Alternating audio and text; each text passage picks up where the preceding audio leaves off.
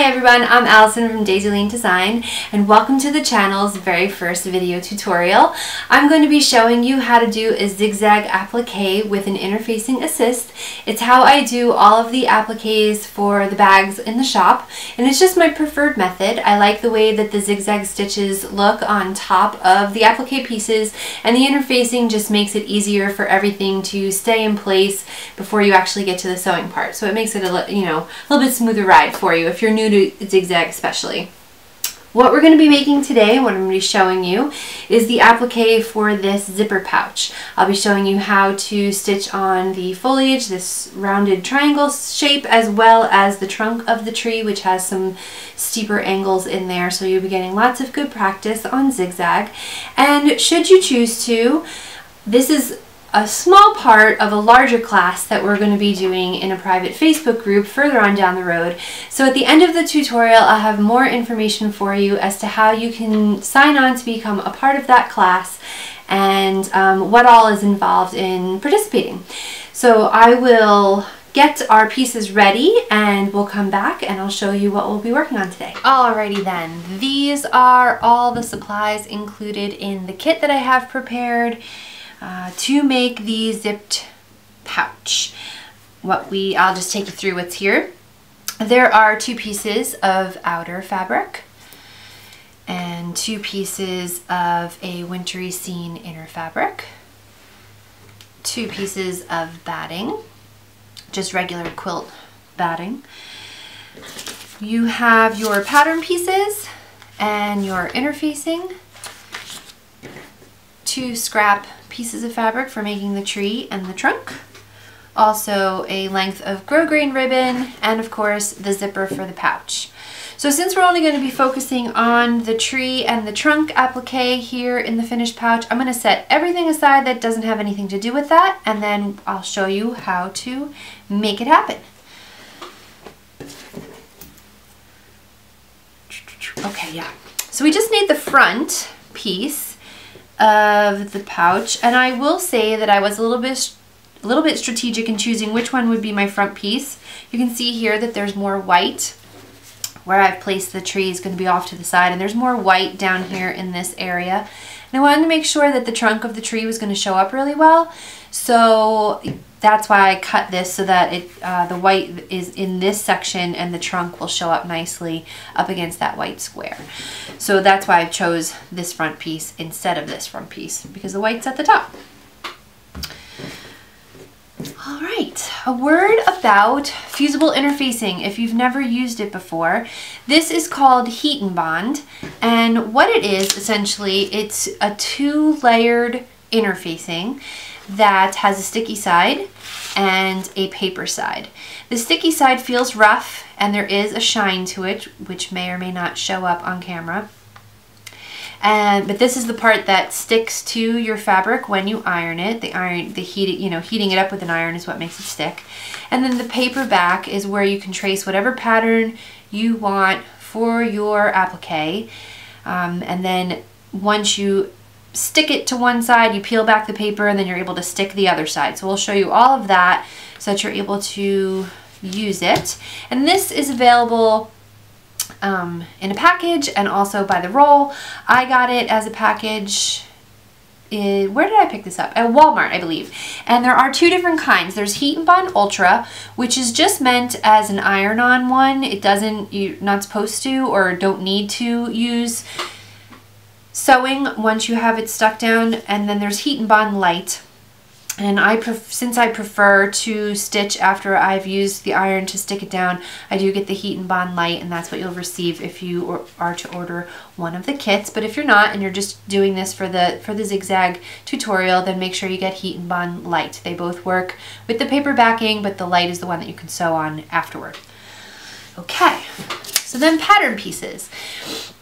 There's a tree, the basic triangle shape, which is the foliage of the tree and the trunk of the tree. Some people have Cricut machines, lots of people have Cricut machines. I do not use a Cricut. I've never even tried one before. And the shapes that I use are basic shapes. They're not all that complicated when I designed for my applique, so I never ever really felt a need for a Cricut machine. Plus, if well, I don't know. I won't speak to the Cricut machine because I've never used it, but for me, this works just fine. Of course, if you have a Cricut machine, the possibilities are endless. Oh, I'm starting to cut. I should mention that these are paper-only scissors. In my house, everybody knows, don't touch mom's fabric scissors. There will be penalties because once you use fabric scissors on paper, they need to be sharpened again.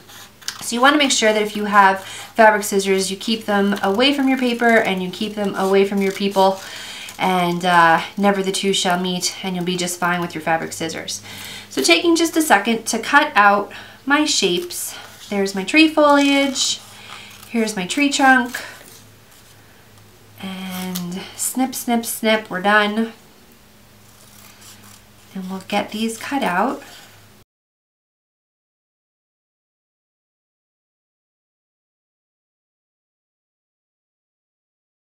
Yeah, so you have the trunk and the tree leaves. Get rid of our scraps. Those are our two pieces that's going to be for our tree. That's how they're going to lay on our fabric piece. So being a sewer, I have tons and tons of scraps that are always lying around, and when I was cleaning recently, I came across my scrap boxes and I said, you know what, I really do need to start digging into these guys, and so I just found some fabrics that would go with the inside fabrics and cut them to the general size. You want your fabrics to be a little bit bigger than your pattern pieces so that you are able to put interfacing all along the back. A word about fabric. There is a right side and a wrong side to fabric. The right side of the fabric is generally the pretty side that has the most vibrant markings with the pattern that's on the fabric, so you really are able to see it here on the gray. This is really dark, that's a lighter color, and so this lighter side is the wrong side, and that's where you're going to want to put your interfacing. We want to put the sticky part on the back so that when we're ready to flip it over and put it onto this bigger piece, the pretty side is going to be the part that shows up. So step one for using this interfacing is to cut a piece that's slightly smaller than the piece of fabric that you want to adhere it to. So I'm going to look at the gray piece for now, and I'm kind of just eyeballing where the edge of the fabric is. You can kind of see through the interfacing, and I'm just making little marks to indicate where to cut to. And I'm going to cut that a little bit smaller where my marks are.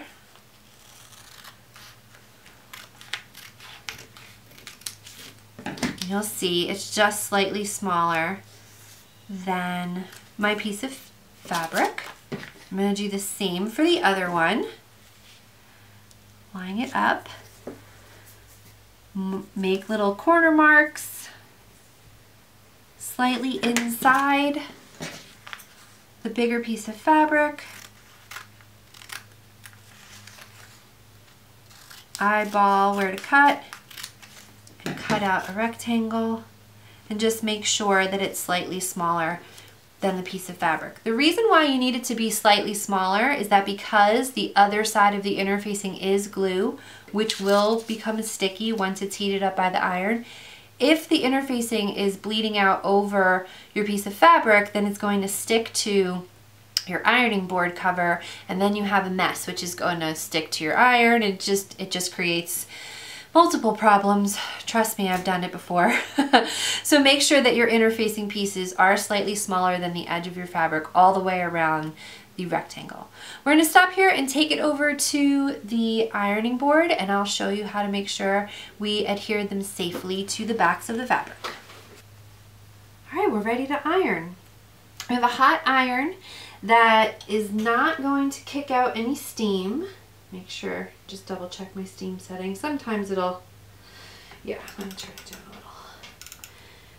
Don't need any steam. I don't know that it really harms anything, but manufacturer's directions say don't use steam, so we always follow manufacturer directions. A reminder, you're ironing to the wrong side of the fabric. So I want to put the pretty side down on my ironing board.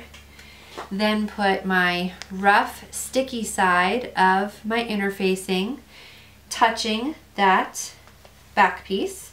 Then I'm going to touch the iron to the interfacing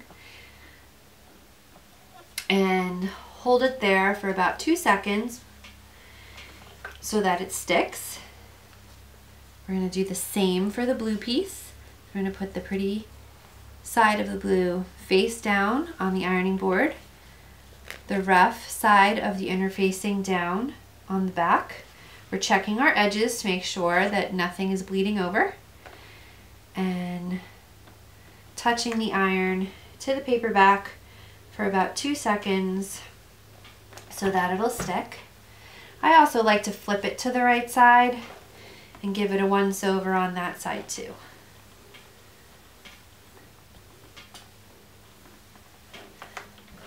And then you can move back to your work surface and trace your pattern pieces on here. And I'll show you what that looks like. All right, so here we have our pattern, our fabric pieces with the interfacing on the back. And here we have our pattern pieces that we cut out with our scissors. We're just gonna take a pencil and we'll do these one at a time. We'll take the right side of the pattern piece, lay it down on the interfacing, and we'll trace all around the pattern piece. The reason you need to put the right side down, it doesn't so much matter for this particular project, but sometimes if there's a direction, a right and a wrong direction, like say if you're doing letter appliques, if you put the pattern pieces down on the interfacing and it looks right to you from the back side, then when you flip them around, they'll be backwards. Your S's will be backwards, your A's will be backwards, and that won't work at all. So just for practice sake, we're taking the right side of the pattern piece and putting that side down on the interfacing and tracing around our pieces. And now that we're going to be cutting fabric, we'll use our fabric scissors, which are a little bit sharper, give you a cleaner edge to your applique pieces, making everything look nice and tidy once you cut them out. So just take a second to cut out the trunk and all its little branches, and then we'll do the same for the tree foliage part.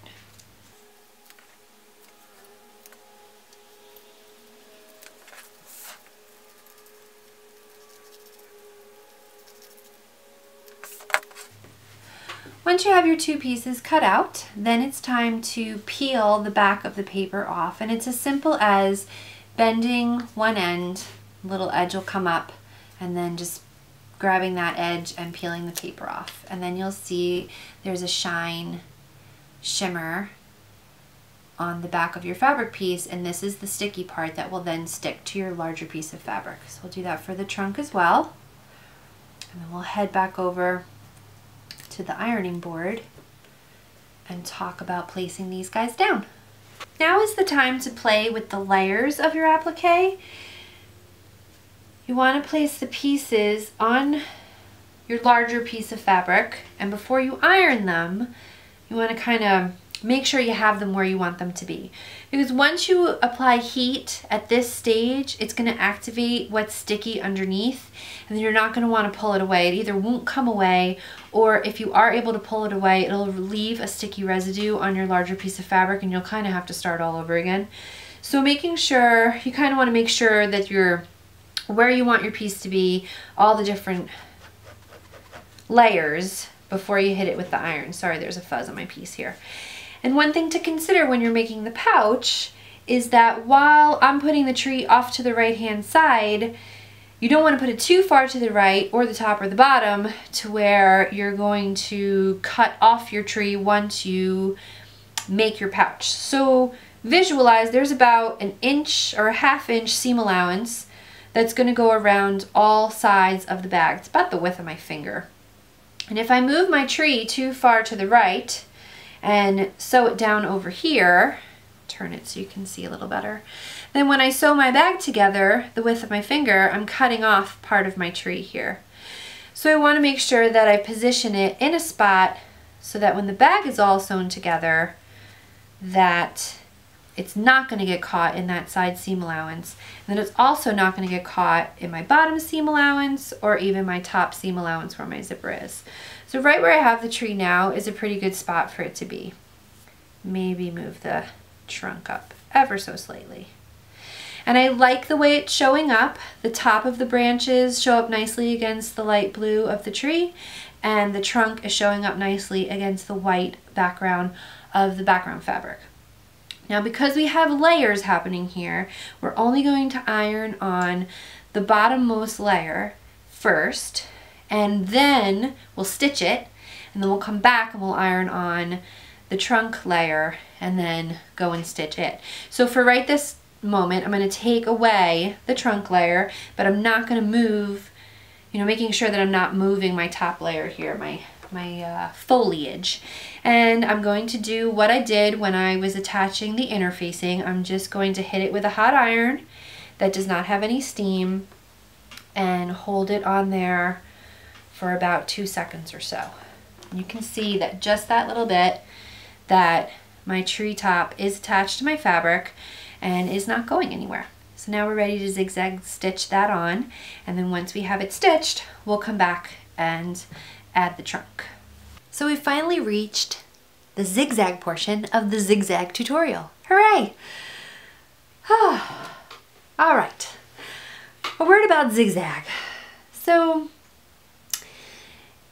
as opposed to straight stitching, which is just stitching in a straight line, zigzag stitching does exactly what it sounds like. It zigzags from left to right as you're moving across your stitching line. And you, as the sewer, gets to choose the length between each stitch, so the movement of the fabric through the machine, how quickly it moves, and also how far your stitches jog from left to right and left to right and left to right as you move along. It might behoove you to take a moment before you get to actual applique zigzagging to run a couple of stitches through your machine on the zigzag setting to just get a feel for the movement of the needle and how fast it moves through your machine.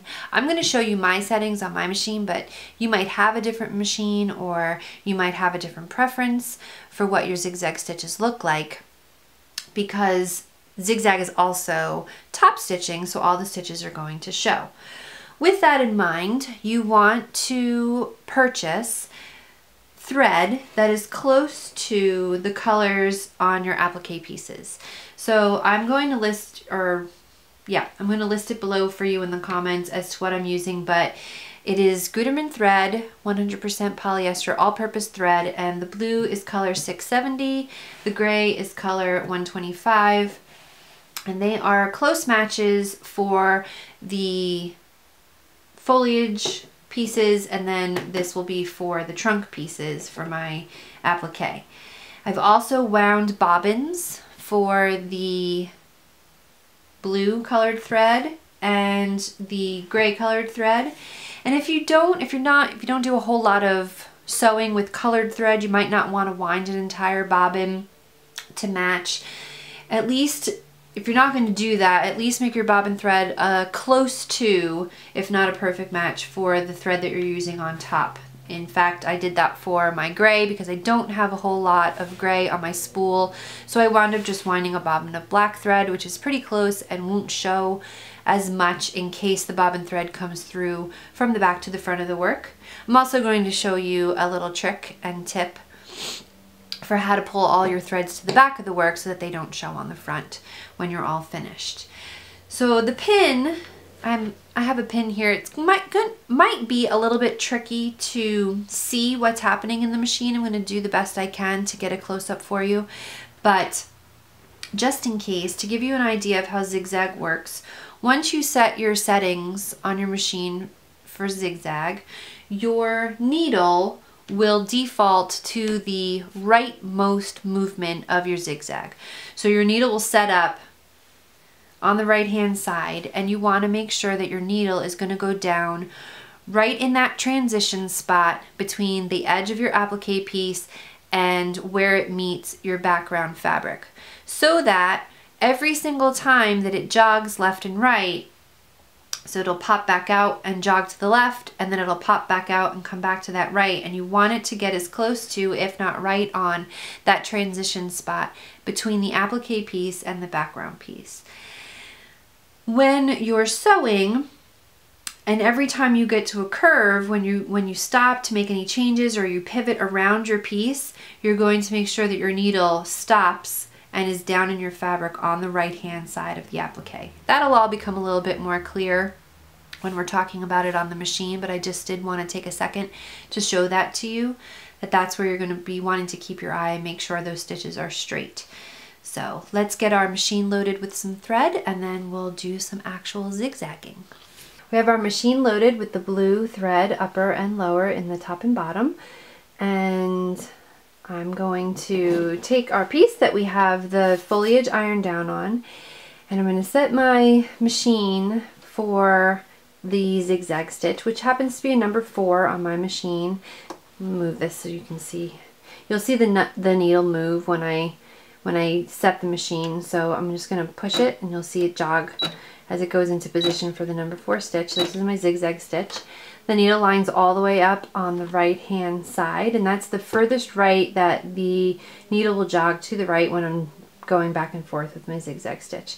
I like the stitch length a little bit shorter, and also the depth of my zigzag a little bit less wide, and we're gonna get a picture of that up there so you can see where I have my settings at when I like to zigzag stitch.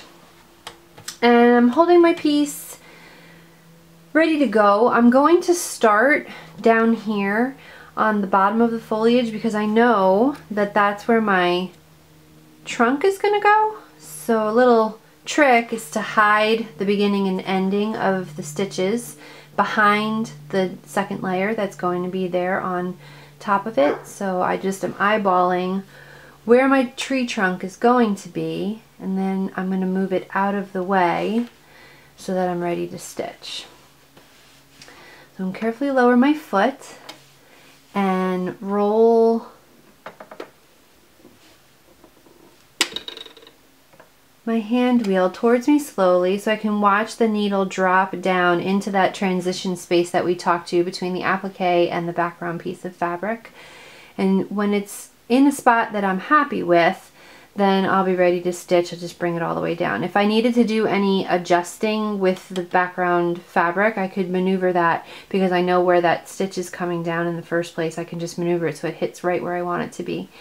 And then we'll start stitching. So I'm just going to do a couple of stitches and then also back tack there so that my stitches don't come undone or unraveled, even though it's going to be behind the, I keep wanting to say stem, trunk of the tree. Even though it's going to wind up behind the trunk of the tree, it's always a good habit to back tack your stitches. So then I'll just slowly start zigzagging back and forth, always mindful and keeping an eye on the edge and the transition space between the applique piece and also the background piece. As I get closer to that curve in the tree, I'm going to take a stitch so that the needle is down on the right hand side and it's down in the fabric. Then I'm going to carefully lift my foot and just ever so slightly pivot it around. And I'll take another couple of stitches, and then when it curves a little bit more, I will do the same thing. Lift the foot, turn the fabric, and do this every few stitches, every so often, until I make my way all the way around that first curve of the tree and get back on a straightaway. And then when I'm back to a more straight section of the tree, then I can kind of just guide the fabric and the stitches as I go, just keeping an eye on the side. Got a little excited there. So you can see,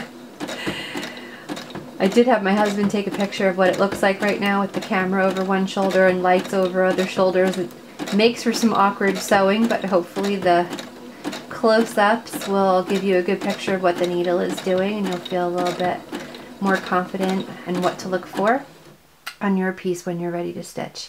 I'm at my next curve, so I'm making sure that the needle is down in my fabric on the right hand side. Lift my presser foot and pivot. Take a couple more stitches, lift my presser foot and pivot. A couple more, continuing all the way around this second curve of the tree.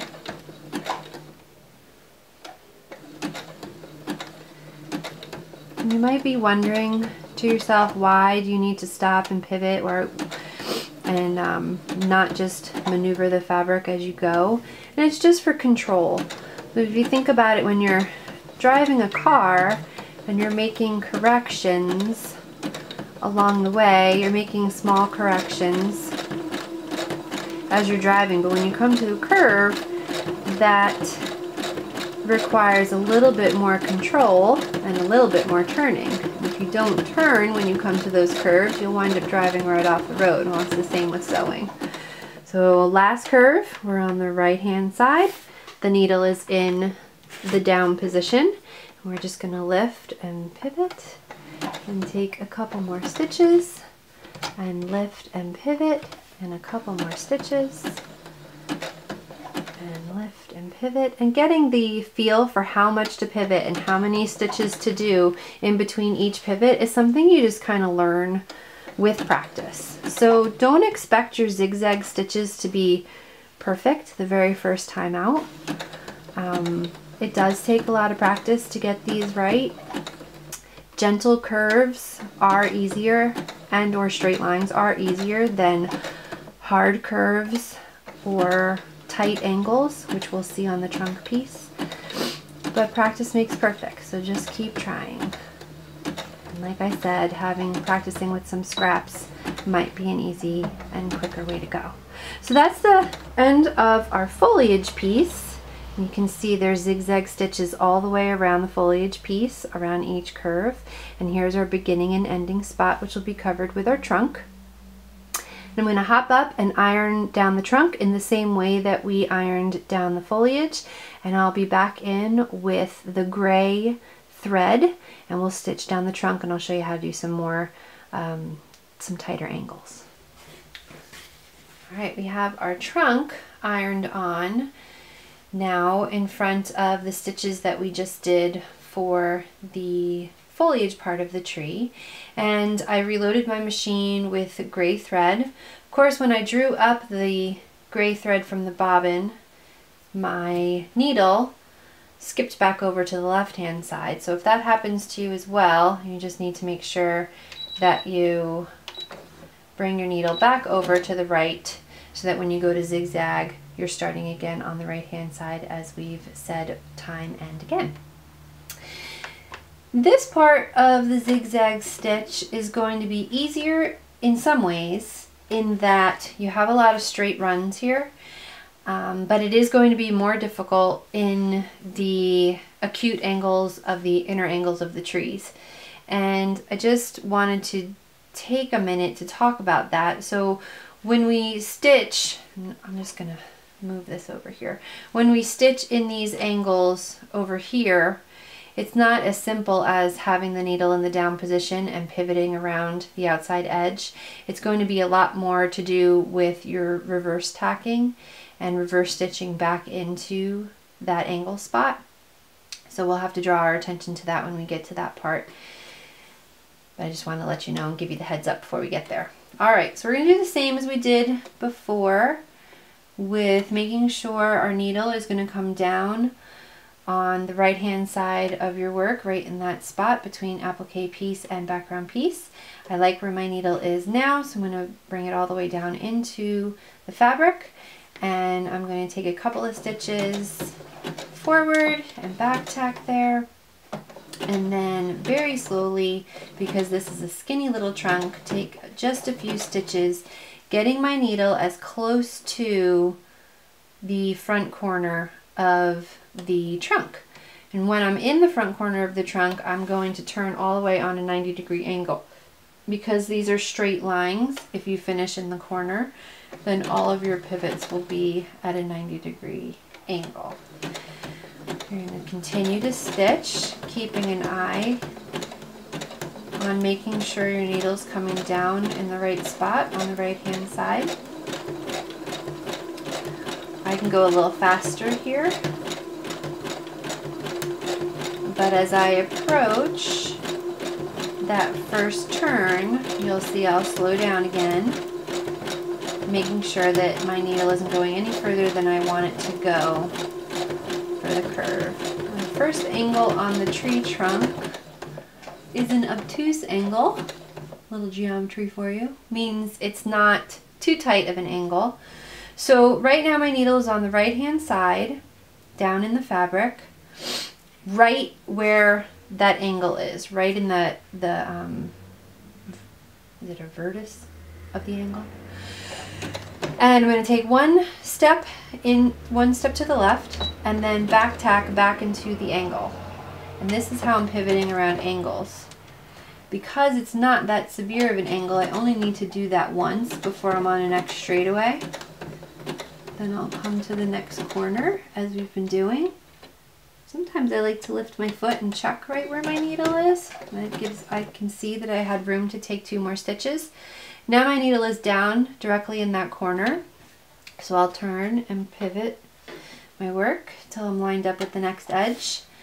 And I'll move to the next corner and lift my foot and pivot around. And now this is going to be the tighter angle, a more acute angle. So I'm going to stitch down into the angle right where I've reached the V. That's where I'll be returning to each time with my reverse tack stitch.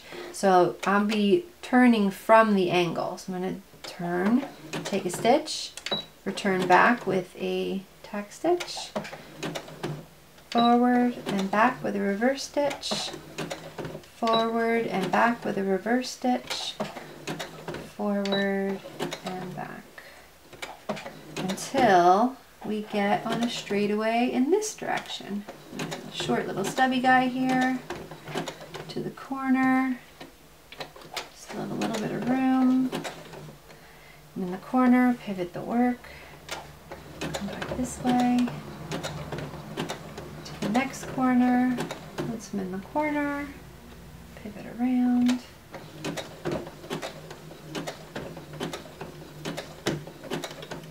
And back into my next acute angle. So my needle is down right in the center of the angle.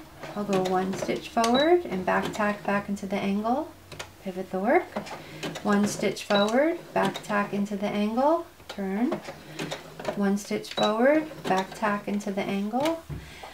This is a lot easier if you have a digitized machine. When you're on an analog machine, that reverse stitch is a lot harder to do, and these 1 stitches at a time is a lot harder to do.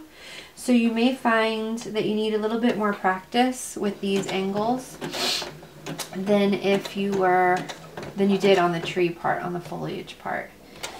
And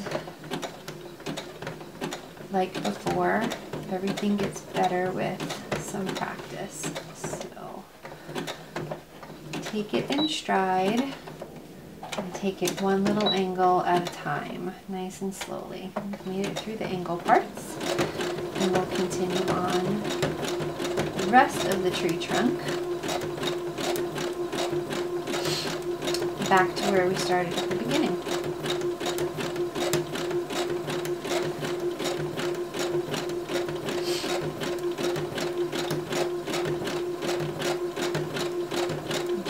Up our stitches with a reversed stitch once we get down here at the bottom, or a back stitch, raise the needle and pull out your tree trunk. And here's where we did, we'll see if we can see that, but here's where we did all those reverse stitches back into the angle of the tree trunk, and you can see each one kind of juts out. It looks like rays of sunshine coming off that angle. So if you think that as the point where everything returns to. Gives you a little visual as to how those angles work when you're doing stitches. So those are the zigzag stitch. I'm going to turn the work over for you. I'm going to reposition the camera too, but I'll turn the work over for you and show you how to pull all these front threads to the back so that they don't show on the front, and we'll tie off the applique pieces and be ready for the class. Alright, so here we have our finished applique, and you can see that I have the strings on the front part of the work. And even though I did a reverse tack to make sure that those are secure, I would like to pull these to the back so that I'm sure that they're going to stay back there and we're not going to have any unraveling as we use the finished pouch. I'm going to take a minute to flip this over to the back side so that you can see our bobbin threads. There are the bobbin threads right there. And here are tree bobbin threads, which we don't have to worry about too much because they have been ironed over as well. So they're no longer a problem. So we'll just trim those when we're all done. But we will take care of these bobbin threads here. And it's just a matter of, you're going to need a little pin. It's just a matter of giving these a gentle tug. And the front threads, which you won't be able to see, but the front threads will loop up back here, and you should be able to catch them with your pin and pull them straight up into the back side. There's one, and here is the second one.